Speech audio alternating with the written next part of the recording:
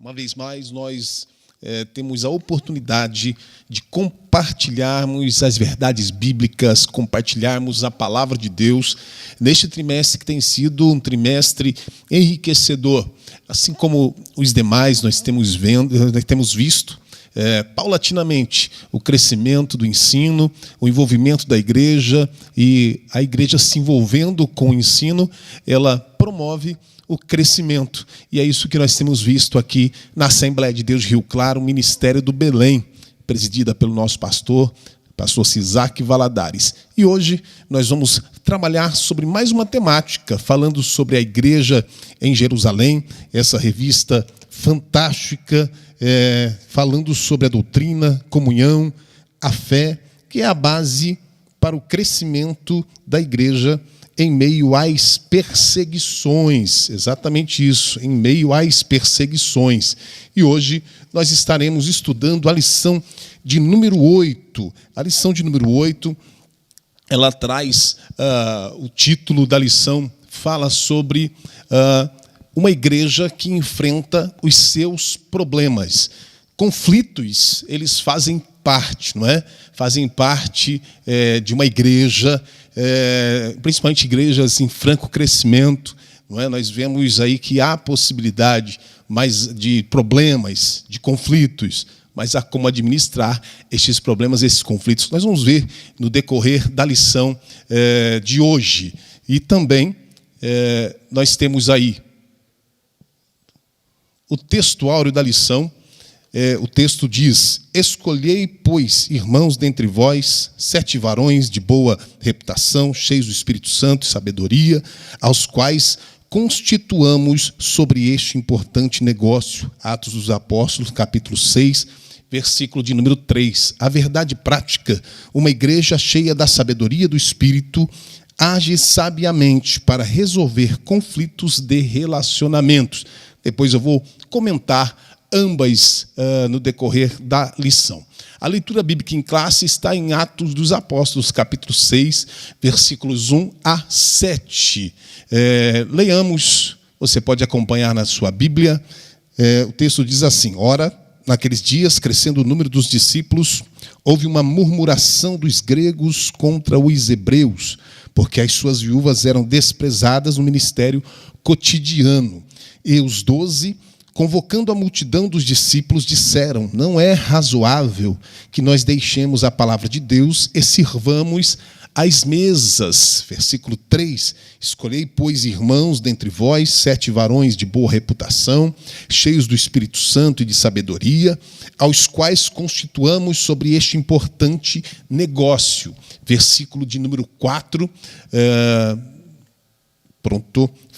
mas nós perseveraremos na oração e no ministério da palavra. Versículo de número 5, e este parecer contentou a toda a multidão, e elegeram Estevão, homem cheio de fé e do Espírito Santo, e Filipe, e Prócoro, e Nicanor, e Timão, e Pármenas, e Nicolau, prosélito de Antioquia. Versículo de número 6 da nossa lição e os apresentaram ante os apóstolos, e estes, orando, lhes impuseram as mãos. Versículo 7, e crescia a palavra de Deus, e em Jerusalém se multiplicava muito o número dos discípulos, e grande parte dos sacerdotes obedecia à fé. Glória a Deus. Então nós temos aí essa importante lição, meus irmãos, tratando sobre os conflitos, os desafios da igreja. Como eu comecei dizendo, conflitos fazem parte da vida da igreja. Onde há pessoas, onde há gente, há desafios. Nosso pastor diz uma frase, hora ou outra, ele cita, dizendo: se gente fosse gente, não faria o que gente faz. Então há conflitos, porque uma igreja ela é formada por pessoas, e onde há pessoas, onde há gente, há desafios. A igreja em Jerusalém, ela também estava crescendo, havia um movimento, um mover grandioso, crescimento da igreja era, de certa forma, espantoso. Se nós compararmos com as grandes conversões daquela época, comparando com hoje, nós vemos aí que o crescimento ele era grande. Mas esse crescimento ele trouxe tensões culturais, trouxe também tensões sociais. E aí o que fazer quando as viúvas helenistas são negligenciadas, que era exatamente o que estava acontecendo ali? Ignorar? Acusar? Dividir? Não, os apóstolos, guiados pelo Espírito, guiados pelo Espírito Santo do Senhor, mostraram que o caminho não é fugir dos problemas, o caminho não é ignorar os problemas, mas é enfrentá-los. E a resposta ali foi prática. O texto diz que eles escolheram homens cheios do Espírito e de boa reputação para cuidar do povo. É isso que o texto diz. Sem abandonar a pregação da palavra, sem abandonar a oração. Qual foi o resultado? A igreja, com essa atitude direcionada pelo Espírito, a igreja continuou crescendo. Então, nessa lição, meus irmãos, nós vamos aprender exatamente isso. Como enfrentar os conflitos com sabedoria e discernimento. Então, nós temos aí caminhar aí pelo menos 3 tópicos aí, alguns subtópicos para nós aprendermos a boa palavra de Deus. Então, o texto áureo que nós lemos diz assim, escolhei, pois, irmãos, dentre vós, 7 varões, em outras versões, 7 homens respeitados, cheios do Espírito, cheios de sabedoria, e nós os encarregaremos desse serviço, nós os constituamos sobre este importante negócio, os encarregaremos desse serviço. Então, naquele tempo, naqueles dias, o cenário qual era? A igreja estava se multiplicando, o número dos irmãos, o número dos discípulos. Qual que era o conflito? Nós analisarmos o cenário, o conflito qual foi? Houve murmuração dos helenistas contra os hebreus. Qual que foi o motivo? O motivo nós já vimos aqui, porque as viúvas deles estavam sendo esquecidas na distribuição diária, estavam sendo negligenciadas, por assim dizer. Qual foi a resposta dos apóstolos? Nós analisando o versículo, então os 12, analisando o texto, os 12 convocaram a comunidade dos discípulos e eles tiveram um princípio norteador. Disseram, não é razoável que nós abandonemos a palavra de Deus para servir às mesas. Vamos organizar isso aqui. Então, qual foi a instrução? Portanto, irmãos, o texto diz, portanto, irmãos, escolham entre vocês 7 homens. Então, usaram um requisito da escolha. Um requisito para a escolha. Qual foi o requisito? De boa reputação, cheios do Espírito e de sabedoria.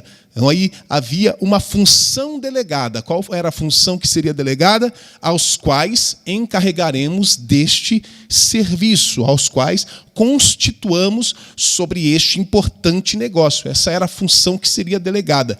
E aí, qual seria a prioridade dos apóstolos? Aí, o texto diz, quanto a nós, nos consagraremos à oração e ao ministério da palavra.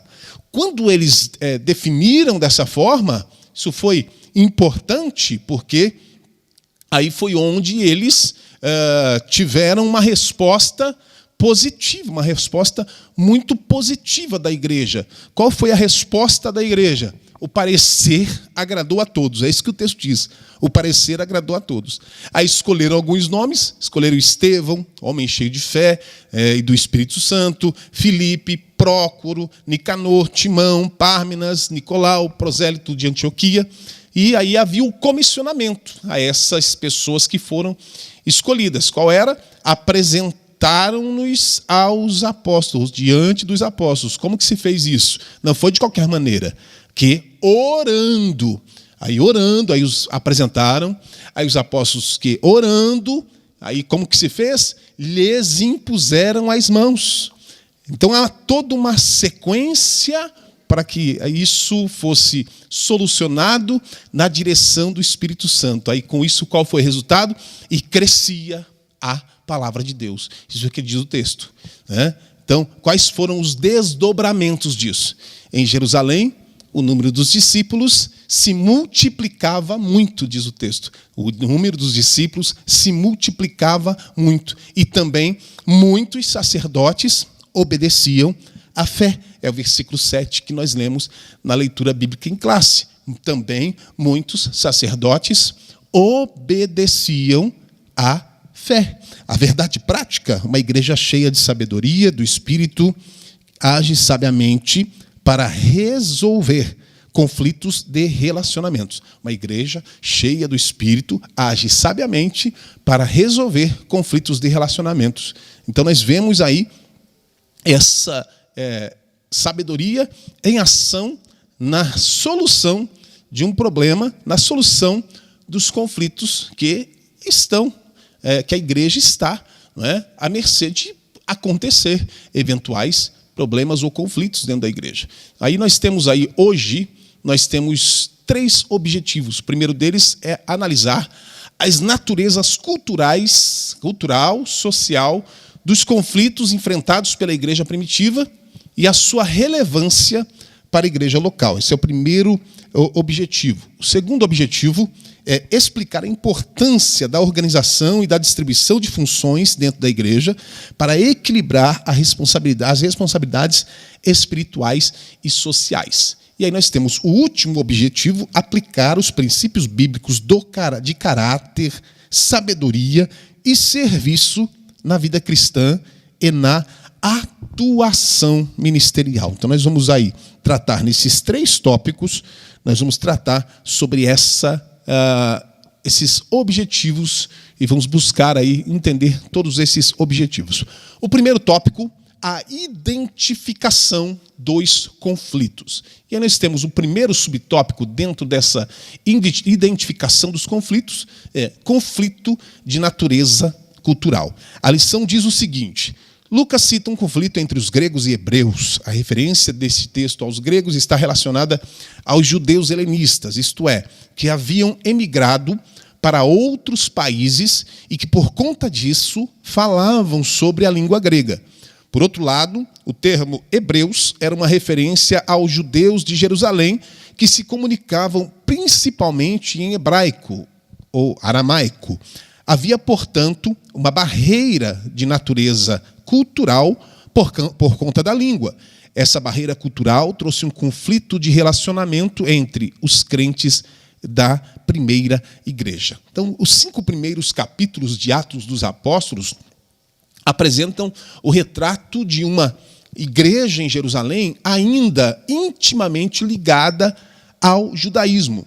O esforço evangelístico, e há de se ter esse esforço desse grupo, se dirigia estritamente aos judeus. Então não havia uma ruptura consciente com o judaísmo. E o próprio templo era o principal local das atividades evangelísticas da igreja. Esses primeiros 5 capítulos de Atos, eles representam esse desenvolvimento da ordem de Jesus, não é? Em Atos capítulo 1, versículo 8, que diz que vocês serão minhas testemunhas em Jerusalém. Já os capítulos 6 a 12, quando nós lemos capítulos 6 a 12, eles retomam esse tema, mostrando a continuidade, a continuação do cumprimento da comissão, que diz em toda a Judéia, em toda a Samaria, não é? Serão minhas testemunhas em Jerusalém, Judéia, Samaria, e aí o ministério de Paulo, já dos capítulos 13 ao capítulo 28, aí já estende-se esse cumprimento, que diz o quê? Até os confins da terra. Então, assim sendo, os capítulos 6 a 8, eles podem ser chamados ou descritos como os capítulos de transição, porque eles mostram esse cristianismo rompendo os limites da sua herança judaica, rompendo esses limites, não é, até então estabelecidos ali, dando este primeiro passo em direção à missão dada pelo Senhor Jesus para um mundo mais amplo, ou até os confins da terra. O texto bíblico diz assim: naqueles dias, aumentando o número dos discípulos, houve murmuração dos helenistas contra os hebreus. Naqueles dias, né? Lucas inicia essa nova sessão com essa expressão um tanto genérica, dizendo naqueles dias. No entanto, quando nós analisamos e vemos aqui, cruzando essa narrativa com outras informações presentes no próprio livro de Atos dos Apóstolos, é possível nós estimarmos que o episódio descrito ele tenha ocorrido provavelmente cerca de 5 anos após o dia de Pentecostes. Aí olha o que diz a segunda parte do versículo: aumentando o número dos discípulos. Então é difícil dizer, é difícil pormenorizar aqui quantos cristãos pertenciam à igreja de Jerusalém naqueles dias, né? Nós supomos que, podemos supor de alguma forma, que tenha dobrado o seu número a partir do cálculo que foi apresentado, colocado por Lucas, 5.000 homens, né? O crescimento numérico da igreja, então, ele sempre trará essa questão de problemas, sempre trará na bagagem, sempre trará no teu cerne ali, essa questão de problemas potenciais que precisam ser enfrentados com urgência e com sabedoria. À medida que a igreja cresce, os conflitos podem crescer, os problemas podem crescer, podem surgir, mas nada que coloque a igreja ao ponto de negligenciar ou ignorar esses problemas. Pelo contrário, é, de fato, enfrentá-los com urgência. É necessário enfrentar esses problemas com urgência e com sabedoria. Porque olha a outra parte do versículo, diz assim: houve murmuração dos helenistas contra os hebreus. No dia de Pentecostes, Lucas registra que judeus devotos vindos da diáspora, a dispersão judaica pelo mundo, eles estavam reunidos em Jerusalém. Está em Atos capítulo 2, você lê dos versículos 5 até versículo de número 11. E muitos deles, desses judeus devotos vindos da diáspora, eram pessoas idosas, né, que haviam escolhido passar os últimos anos das suas vidas na Cidade Santa ou Jerusalém. Por terem vivido grande parte da vida entre outras regiões do Império, o idioma materno era o grego e não o aramaico ou o hebraico, não é? Línguas que eram predominantes entre os judeus nativos em Jerusalém. Um número significativo desses judeus de fala grega aceitou a mensagem do Evangelho, se converteram. Então, uma boa parte desses judeus, né, que falavam a língua grega, aceitaram a mensagem do Evangelho, passaram a integrar a comunidade cristã, passaram a integrar a igreja. Antes da sua conversão, porém, cada grupo linguístico possuía a sua própria sinagoga. Assim, mesmo após eles se tornarem discípulos de Cristo, os cristãos de língua grega e os de língua aramaica, eles mantiveram de forma natural assembleias distintas para a adoração, né? Locais distintos para a adoração e para o ensino da palavra. E as diferenças, elas não se limitaram, engana-se quem pensa, mas as diferenças elas não se limitavam à língua falada, mas também se refletiam no uso da palavra de Deus, no uso das Escrituras. Os judeus de fala grega, eles estavam habituados à Septuaginta, por exemplo, né, que é a tradução grega do Antigo Testamento hebraico.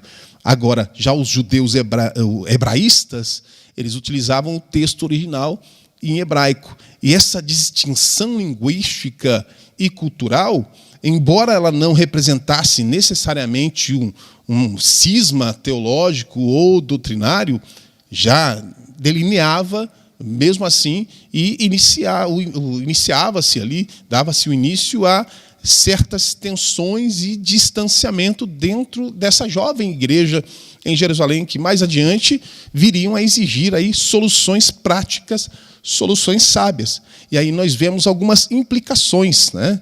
Cresce a igreja, como eu disse há pouco, cresce a igreja, crescem os problemas. Quando uma igreja atravessa problemas sérios, essa fase, embora desafiadora, ela também abre inúmeras oportunidades para a liderança e também para os membros.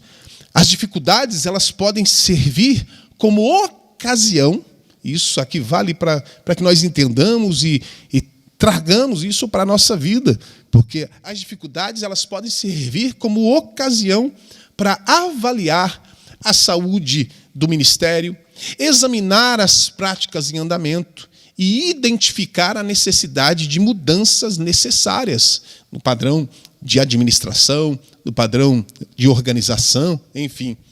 A necessidade de se ajustar, não é? de se reajustar, melhor dizendo. Mas, lembrando, todos esses reajustes, esse trabalho para essas mudanças necessárias, tudo isso sem perder a essência. Para quê? Para que nós tenhamos condições de continuarmos crescendo, para que a igreja continue crescendo. Nenhum ministério ou organização deve presumir que o seu êxito continuará indefinidamente sem ajustes ou intervenções. É necessário mudanças, é necessário reajustes, é necessário um ajuste de rota, não é? Mas sem perder a essência. Sem perder a essência. Então, nenhum ministério, nenhuma organização deve ter essa presunção de que o seu êxito, o teu crescimento continuará indefinidamente, sem ajustes, sem intervenções. Pelo contrário, é necessário avaliar, é necessário olhar para dentro da organização, e isso fazê-lo de forma regular, não somente o ministério, mas a nossa vida também, para reconhecer e preservar o que é valioso. Você preserva aquilo que está funcionando. Sabe aquele negócio, aquela fala, coloquial, time que está ganhando não se mexe. Aquilo que está dando certo, aquilo que é valioso, você preserva, ao mesmo tempo que você corrige rumos e implementa melhorias.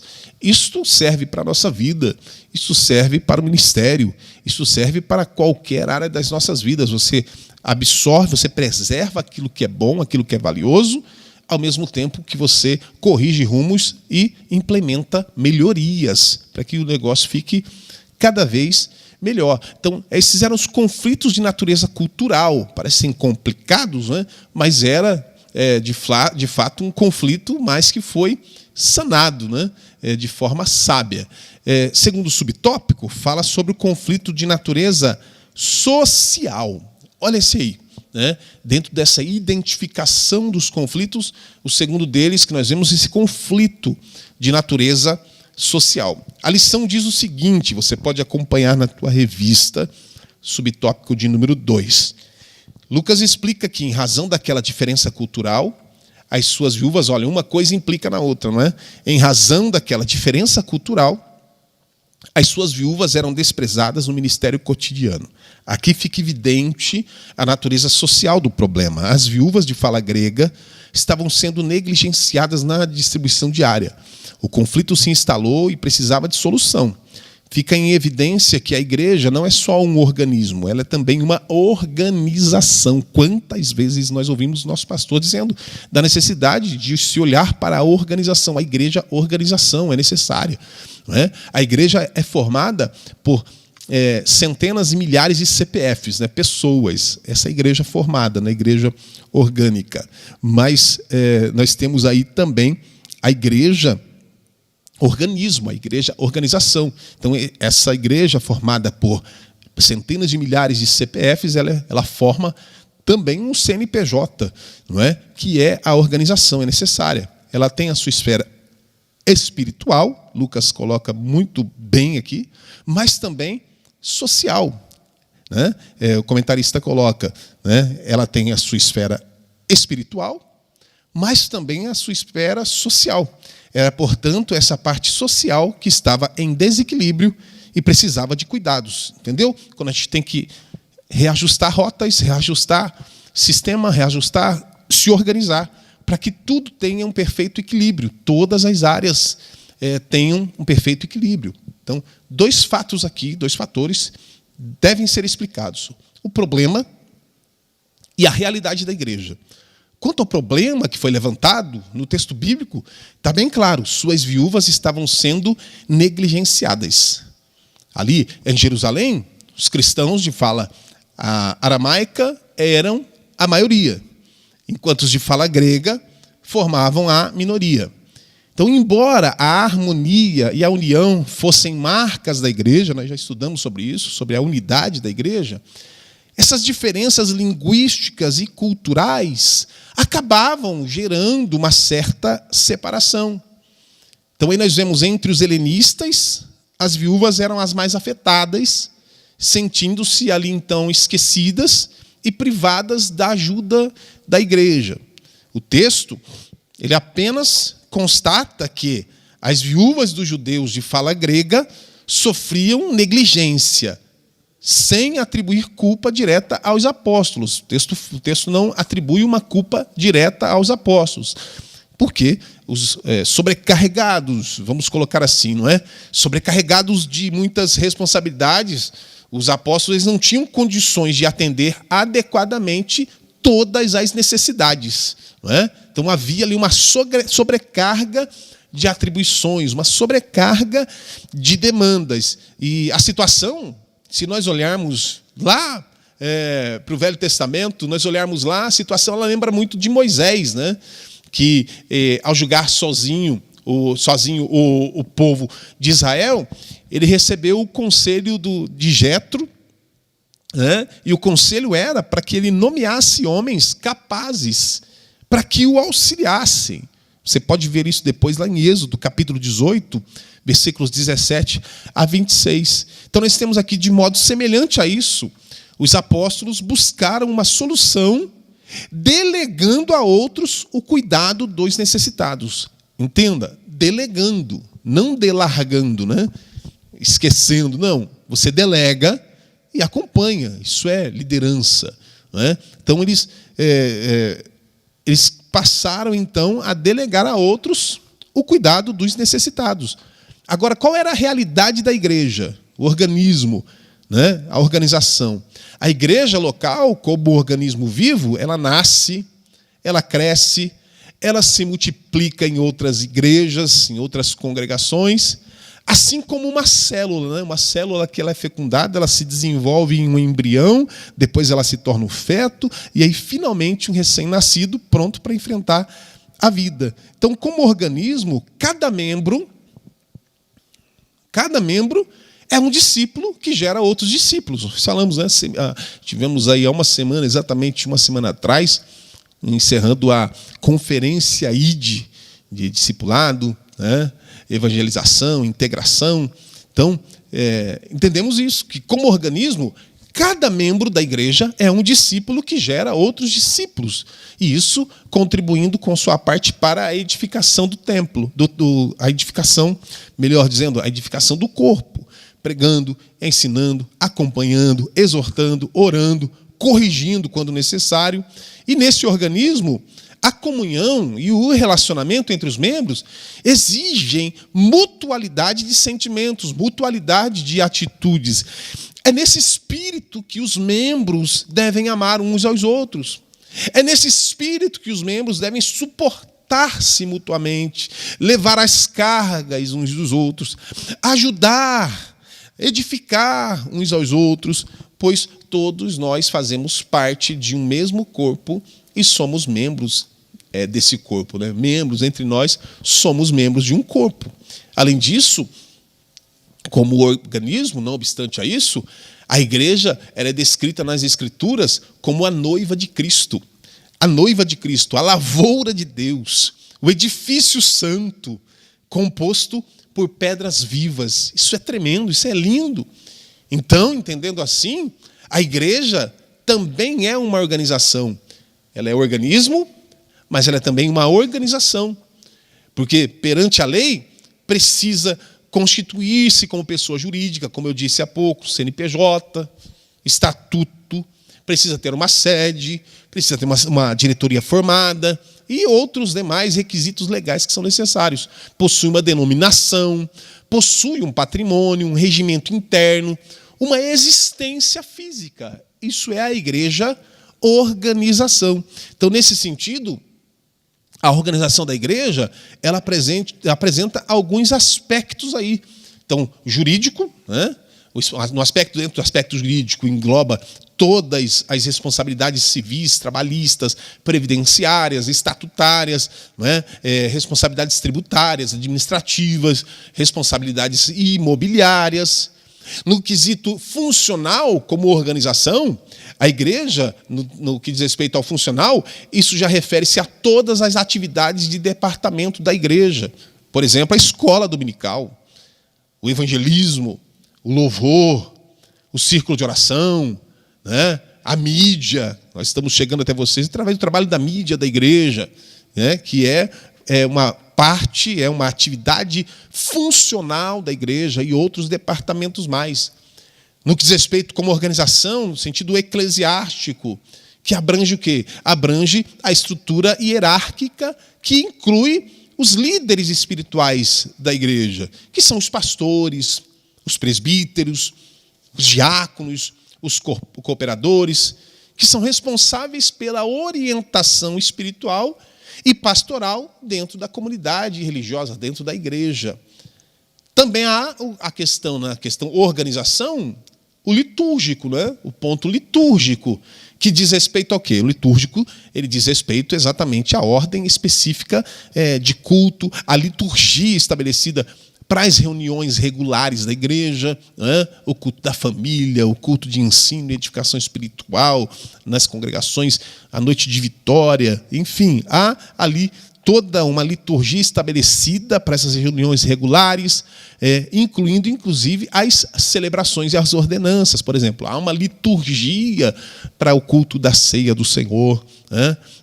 Há também apresentação de crianças, por exemplo, há toda uma liturgia envolvida na apresentação de crianças e assim sucessivamente. Isso é na questão litúrgica. E no ponto administrativo, no que diz respeito ao administrativo, considerando a igreja organização. Essa já envolve o sistema de gestão financeira. Esse sistema de gestão financeira, para quê? Para organizar, para administrar as doações, os dízimos, as ofertas, as despesas, os investimentos relacionados às atividades, aos programas da igreja, ao custeio de eventos, seguindo exatamente normas administrativas e normas contábeis. Não dá para abrir mão disso. Não dá para abrir mão disso. Nós temos um contador na igreja, nós temos todo um departamento que cuida do fiscal da igreja. E dessa forma, a igreja, ao mesmo tempo, um organismo vivo, né, que cresce, que frutifica, né, que se estabelece, é também uma organização. E é uma organização. Então, é um organismo vivo que cresce, que frutifica, e também é uma organização estruturada, que cumpre as suas responsabilidades diante de Deus e também cumpre as responsabilidades diante dos homens. Olha o que o texto diz. O texto diz que as viúvas helenistas estavam sendo negligenciadas. Isso não significa que havia má intenção, não, mas mostra que a estrutura de cuidado da igreja primitiva não era perfeita. Havia melhorias que deveriam ser feitas.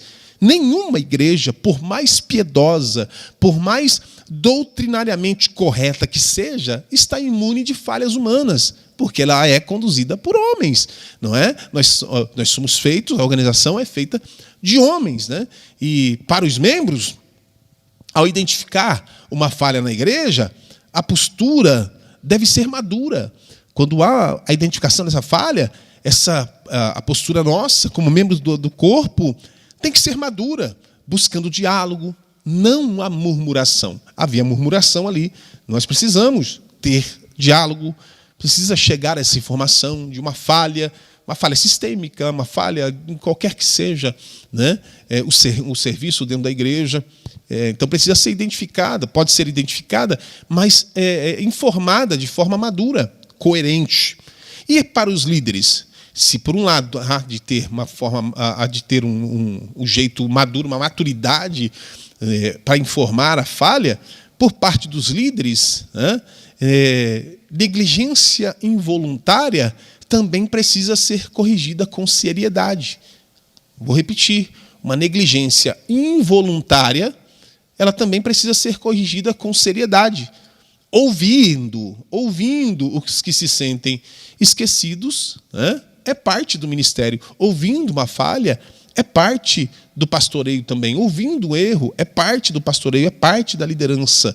Não é? Então, uma igreja que cresce, ela precisa revisar continuamente, eu disse há pouco, uma igreja que cresce precisa revisar continuamente sua estrutura administrativa e ministerial, né, para buscar o crescimento. Boas intenções não são suficientes sem boa gestão. Repito, boas intenções não são suficientes sem boa gestão. Ok? Vamos lá para o ponto subtópico de número 3 ainda, do tópico 1. Fala qual é a prioridade, né? É uma pergunta, qual é a prioridade? A lição diz o seguinte: é muito comum a ideia de que o cristão deve cuidar apenas da esfera espiritual e negligenciar a social. Cria-se dessa forma um entendimento nada bíblico de que a primeira deve ser privilegiada e a segunda negligenciada. A gente vai para o texto bíblico. Olha o que o texto bíblico diz em Atos capítulo 6, versículo de número 2. Então os 12 convocaram a comunidade dos discípulos e disseram: não é correto que nós abandonemos a palavra de Deus para servir às mesas. Vamos expor agora o texto nos detalhes para nós entendermos aqui. Os 12, né? Essa, aliás, é a última vez aqui em Atos que Lucas emprega o termo descritivo, os 12, para os apóstolos. Né? Até aqui, os 12, ele tem tido a responsabilidade total de cuidar das necessidades espirituais e materiais dos crentes. Mas é chegada a hora de encontrar alívio, isto é, eles deveriam descentralizar estas atribuições, algumas atribuições. A ação que eles têm de convocar, né, o Plétus ali, não é um detalhe secundário. Ela revela muito sobre o padrão de liderança da igreja em Jerusalém. Os 12, eles têm autoridade para convocar a igreja, para orientar uma ação, definir os critérios, mas eles fazem isso à vista de todos. Eles não impõem uma decisão unilateral, nem resolvem o problema de forma privada. Ao contrário, o que eles fazem? Reúnem toda a igreja, expõem a situação e propõem critérios para a solução. A decisão final será aprovada por todos, como vemos ali no versículo de número 5, né? Que todos, isso pareceu bem para todos. Isso revela o quê? Uma liderança pastoral participativa e transparente. Além disso, Lucas os chama de discípulos em grego, né? E esse termo é fundamental, porque ele liga diretamente esses crentes à identidade deixada por Jesus durante o seu ministério terreno. Ser cristão, na perspectiva de Lucas aqui, é ser discípulo, ou seja, alguém que aprende, alguém que segue, alguém que está comprometido com o ensino apostólico. A igreja, ela é uma comunidade de aprendizes de Cristo, né? Aprendem com o Senhor e multiplicam esses ensinos do Senhor. Então, o texto ainda diz: não é correto que nós abandonemos a palavra de Deus para servir às mesas. A expressão aqui, entendamos isso, a expressão aqui, servir às mesas, ela deve ser entendida como uma metonímia. Explique, pastor. É garantir que as necessidades das viúvas sejam atendidas, ou ocupar de questões financeiras e administrativas. Quando ele diz assim, não é correto que nós abandonemos a palavra de Deus para servir às mesas. Vamos colocar aqui, não é correto que abandonemos a palavra de Deus para garantir que as necessidades das viúvas sejam atendidas. Ou não é correto que nós abandonemos a palavra de Deus e nos ocupemos de questões financeiras e administrativas. Não há aqui nenhuma sugestão de que os apóstolos vissem a obra social inferior à pastoral. Quando esse versículo aqui. Não. Ou, de certa forma, considerassem a obra social pouco digna para eles. Não, não era isso. Era apenas uma questão de chamado. Aos apóstolos foram confiados os oráculos de Deus. Ou seja, eles foram encarregados de ensinar a palavra e fazer discípulos de todas as nações. Então, cabia a eles a diaconia da palavra e não a diaconia das mesas. Embora fosse um trabalho justo, um trabalho necessário, a assistência às viúvas pobres não era a prioridade dos apóstolos. Eles não podiam abandonar as trincheiras da oração e do ministério da palavra para focar em outra área. Quais foram as implicações? Há uma tentação constante no ministério de se envolver em todas as frentes. Mas aí isso que acontece leva à exaustão, à negligência do essencial. A igreja, ela precisa ter líderes que saibam dizer não e dizer não com sabedoria, para dizer sim ao que Deus chamou eles a fazer. Então ele precisa saber dizer não com sabedoria para dizer sim ao que Deus chamou ele a fazer. Então, descubra o seu lugar na igreja e sirva com alegria. Não tente exercer o que Deus confiou a outra pessoa. Repito, descubra o seu lugar na igreja e sirva com alegria. Não tente exercer o que Deus confiou a outro, mas também não desvalorize o serviço que Ele confiou a você. Diaconia da palavra e diaconia das mesas são complementares, não são concorrentes, tá bom? São complementares e não concorrentes. E aí a gente tem a síntese, a sinopse deste texto. A igreja primitiva enfrentou desafios internos que exigiram sabedoria para manter a unidade. Glória a Deus, louvado seja o nome do Senhor. Nós temos o tópico de número 2, a delegação de tarefas. E aí nós temos o primeiro subtópico, o ministério da oração e o ministério da palavra. Olha aí, a delegação de tarefas, não o delargar de tarefas. Não é? A lição diz, diante do conflito, os apóstolos perceberam que a palavra da comunidade que estava sendo negligenciada, vou repetir, diante do conflito, os apóstolos perceberam que a parte da comunidade que estava sendo negligenciada precisava de cuidados. Contudo, eles também perceberam que não poderiam resolver um problema criando outro.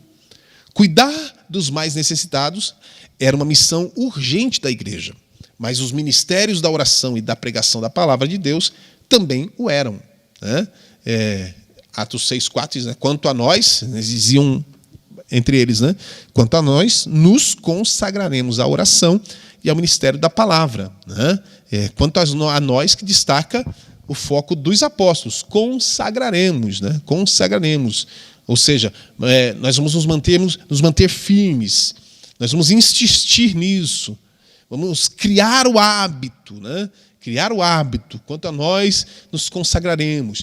Quanto a nós, manteremos firmes. Quanto a nós insistiremos na oração e no ministério da palavra. Quanto a nós, criaremos este hábito da oração e da palavra. E essa mesma postura aparece lá em Atos capítulo 1, versículo 14, capítulo 2, versículo 42. A igreja, o texto diz lá que a igreja perseverava em oração, perseverava no ensino. Ou seja, oração e palavra não eram eventos ocasionais, não. Mas eram, sim, disciplinas regulares na agenda da igreja. E, de fato, a oração e o ensino da palavra devam ser partes disciplinares regulares da igreja. A oração, no texto que nós vemos, no texto aqui em apreço, ela refere-se em manter a comunhão constante com Deus, interceder pela igreja, buscar direção, poder espiritual. A oração é para isso, comunhão com Deus, essa comunhão constante, intercessão pela igreja, intercessão pelos membros da igreja, buscar direção para tudo que vai se fazer, tudo que vai realizar, buscando a direção. A oração é para isso, buscar direção e também para buscar poder espiritual. Já a palavra, ela deve ser entendida, o ministério da palavra, como a responsabilidade de se anunciar com fidelidade o evangelho, ensinar a doutrina, orientar o povo de Deus e orientá-lo onde? No caminho da verdade. É isso que precisa ser. Então, o ministério da oração e da palavra não devam, em maneira alguma, em hipótese alguma, ser negligenciados. Né? O subtópico de número 2, não há conflitos entre tarefas. A lição diz o seguinte: não podemos ler em Atos 6 como se o ministério da oração e da pregação estivessem em oposição com o ministério de serviço social. Não há essa contradição, onde um é considerado mais espiritual e o outro menos. Não há essa contradição. Tudo faz parte de uma única missão da igreja. Assim, se a igreja ora e prega, mas não cuida dos necessitados, ela falha na sua missão. Da mesma forma, se a igreja se torna apenas um centro social, negligenciando a oração e a pregação, ela perde a sua essência, deixa de ser igreja de Cristo e, por isso, também falha na sua missão. Lembra que eu falei lá no início, né? A necessidade de se rever, né? A necessidade de fazer reajustes, porém, sem perder a essência da igreja. Sem perder a essência da igreja. Olha aqui, a igreja não pode se tornar um centro social, negligenciando a oração e a pregação da palavra. Assim, ela vai perder a tua essência. Né? E também a igreja que ora e prega, mas não cuida dos necessitados, também falha na sua missão. Então, quais são as implicações que nós vemos aqui? Em primeiro lugar, a missão da igreja, ela é indivisível. Indivisível. Em que sentido isso? Servir aos necessitados e proclamar a palavra são expressões diferentes de uma mesma obediência ao Senhor. Então, elas estão ali, são intrinsecamente ligadas, é indivisível. A missão da igreja é indivisível. Em segundo lugar, Atos 6 aí confronta qualquer espiritualidade que despreza a administração. Às vezes, há um desprezo implícito por tudo que soa como logística, como organização, como gestão. Para que tudo isso? Para que tudo isso? Né? E se exalta uma espiritualidade mística e desencaixada da realidade. No entanto, o problema descrito em Atos aqui, ele é prático, ele é financeiro e ele é humano. Não dá para negligenciar a questão organização. Não dá. Você não faz um evento de qualquer maneira. Né? Ora-se para pedir a direção e organiza-se para que tudo corra na mais perfeita ordem e decência. Aí nós temos a diaconia. A diaconia, a lição diz assim: o parecer dos apóstolos foi que constituíssem pessoas habilitadas sobre o que eles denominaram de este importante negócio. É, portanto, uma referência ao serviço ou diaconia, identificado no versículo 3 como servir às mesas. A palavra diaconia tem a ver mais com a função do que com a forma. Assim, em Atos 6, o que está mais em destaque é a função exercida pelos 7 diáconos do que o cargo ou ofício ocupado por eles.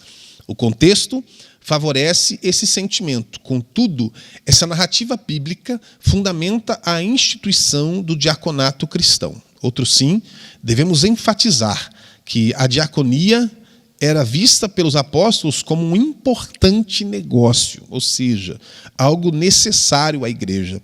Esse entendimento apostólico contradiz o que muitos pensam atualmente a respeito do serviço da diaconia, que é um importante negócio. É um importante negócio. Vamos ao texto bíblico. É lindo, né? Olha o que diz, então.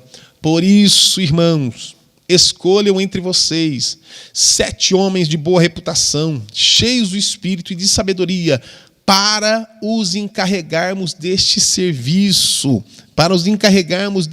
para constituirmos eles sobre este importante negócio, né? Esse importante negócio, né? O saudoso pastor Severino Pedro dizia que a igreja, ela se ergue sobre 7 colunas que, firmadas em Cristo, edificam a comunidade. Essas colunas, meus irmãos, são os 5 dons de Efésios, capítulo 4, versículo 11 e 12, né? E as 2 funções eclesiásticas, presbítero e diácono. Isso é lindo demais, não é? Efésios 4, 11 fala lá dos 5 ministérios, né? Apóstolos, profetas, evangelistas, pastores, mestres, e aí nós temos 2 funções eclesiásticas, presbítero e diácono, 7 colunas que edificam a comunidade. Todo crente, sem exceção, todo crente, sem exceção, deve exercer a diaconia na igreja. Nós não devemos cair no erro de pensar que o serviço que sustenta o bom funcionamento da igreja é dever exclusivo dos oficiais. Não, a função é mais importante que o cargo em si, ajustar o relógio que quebrou, né? Acolher na portaria ali, você viu, né? Alguém está escalado, mas você acolher na portaria alguém que está chegando, antes de que aquela pessoa que está escalada para recepcionar chegue, você chega ali, já recebe, anota, você é da igreja, você é parte dessa igreja, anotou o nome do visitante, conduz o visitante para que ele se sente, depois você passa para o responsável, né, pela recepção, para que ele transmita isso, né, aqui no nosso caso, para o aplicativo do culto, o aplicativo da recepção, onde nós temos ali todos os dados, todas as informações, zelar pela casa, né, de oração, que é o templo, né, e tantas outras tarefas pertencem ao povo de Deus como um todo. Há diferença entre diaconia e diácono. Diaconia é o serviço cristão que todos devem realizar, a função, não é? O diaconato é o exercício de um ofício de liderança reconhecido pela igreja. Aí é, de fato, né, o nomeado ali. Em suma, todos devem diaconizar, vamos dizer assim, mas nem todos fazem parte do diaconato, tá? A questão levantada é se esses 7 poderiam ser considerados os primeiros diáconos oficiais. Embora tenham exercido algumas funções semelhantes às dos diáconos posteriores, a forma da palavra aqui, seja palavra grega, sejam usadas para descrever o seu ministério, considerá-los como titulares de um cargo formal é um anacrômico. Tá? Dos 7 ali, apenas Estevão e Filipe aparecem oficialmente, novamente nas Escrituras, e nunca são chamados de diáconos. De fato, o ministério posterior de ambos foi claramente o de evangelistas, né? Acabaram exercendo aí, ambos aí, o ministério de evangelistas. Em Atos, posteriormente, nós temos a menção de presbíteros, mas não diáconos. Em Atos capítulo 4, 14, Atos capítulo 20. Isso seria estranho se o ofício de diácono tivesse se originado em Atos 6. Além disso, todos os 7 têm nomes gregos, né, sugerindo que eles poderiam ser helenistas, inclusive, né, o que torna improvável que uma ordem permanente de diáconos em Jerusalém fosse composta apenas por não-judeus palestinos. O mais adequado é entender, dentro da questão de diaconia, é entender que a escolha desses 7 foi a resposta da igreja de Jerusalém a uma crise temporária. Isso que nós precisamos entender. No Novo Testamento, essa palavra, diáconos, né, diaconel e diaconia, elas são usadas, em geral, para denotar serviço e não um cargo específico. Então, nós vemos aqui esse uso em Atos 6, que não implica que os 7 ocupassem o ofício de diácono, mas exerciam uma função, né? Faziam diaconia, exerciam diaconia, né? Significativamente, quando a igreja de Antioquia enviou socorro para a fome em Jerusalém, não há menção de diáconos, por exemplo. O auxílio foi enviado aos presbíteros. Estevão e Filipe certamente não permaneceram por muito tempo nesse papel, porque ambos eles se tornaram evangelistas e logo a perseguição dispersou a igreja de Jerusalém, encerrando o ministério dos outros 5. Deus os levantou por um breve período para lidar com uma necessidade específica, né? Foram levantados ali para lidar com essa necessidade específica da igreja naquele momento, né, difícil, aquele momento complicado, né, onde haviam esses conflitos. Sinopse do tópico de número 2, os apóstolos instituíram diáconos para equilibrar o ministério da palavra, da oração e do serviço social. É esse o resumo do tópico de número 2 que nós acabamos de finalizar. E aí nós vamos para o tópico de número 3. Aí, seguindo os princípios cristãos, é o tópico de número 3. E já vamos para o primeiro subtópico desse tópico de número 3, que é privilegiando o caráter. Privilegiando o caráter. A lição diz: nas exigências das qualificações exigidas para o exercício do diaconato, o caráter ganha ênfase. O texto diz assim: escolhei, pois, dentre vós 7 varões de boa reputação, cheios do Espírito Santo e sabedoria, aos quais constituamos sobre este importante negócio. Então, esse ministério importante exigia supervisão. E outros precisariam ser designados para essa função. Por isso, os apóstolos eles instruíram os crentes da igreja a selecionar. E selecionar dentre eles 7 homens. Então, olhar entre eles 7 homens, que é o do tópico anterior que nós falamos, né? E a palavra escolham ali é supervisionem, inspecionem, né? 7 homens. Então, a congregação ela deveria observar atentamente os homens e deveriam ser homens respeitados e apresentar as suas escolhas aos apóstolos, que tomariam a decisão final quanto à nomeação, conforme indicado na expressão a quem possamos encarregar deste serviço. Então, esse breve versículo, ele enumera aqui 5 características exigidas para aqueles designados no ministério da igreja. Primeiro, os que liderariam deveriam ser homens.